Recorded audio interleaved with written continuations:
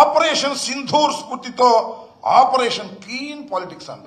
వరే అసలు clean politics గురించి నారా చంద్రబాబు నాయుడు గారే మాట్లాడి ఇంకెవరు మాట్లాడాల్సిన అవసరం లేదు భారతదేశంలో. ఇవాళ మీరు చూడండి, దేశంలో ఆంధ్రప్రదేశ్లో ఉన్నంత ఖర్చు ఎన్నికల్లో ఏ రాష్ట్రంలోనూ ఉండవు. కారణం ఏంటో తెలుసా? డబ్బులు కుమ్మరించి గెలవాలనేటువంటి ఒక నూతనమైన సాంప్రదాయాన్ని ఎన్టీ రామారావు గారికి వెన్నుపోటు పొడిచి అధికారంలోకి వచ్చిన తర్వాత అధికారాన్ని నిలబెట్టుకోవడం కోసం చంద్రబాబు నాయుడు గారు అలవాటు చేసినటువంటి పద్ధతులు, ఒక డర్టీ పాలిటిక్స్ ని రాష్ట్రంలోకి తీసుకొచ్చి మ్యానిపులేట్ చేసి డబ్బులు కుమ్మరించి అధికారాన్ని నిలబెట్టుకోవాలనేటువంటి ఒక డర్టీ పాలిటిక్స్ తీసుకొచ్చినటువంటి చంద్రబాబు నాయుడు గారు వాళ్ళు ఏం చెప్తాడు చూసారా?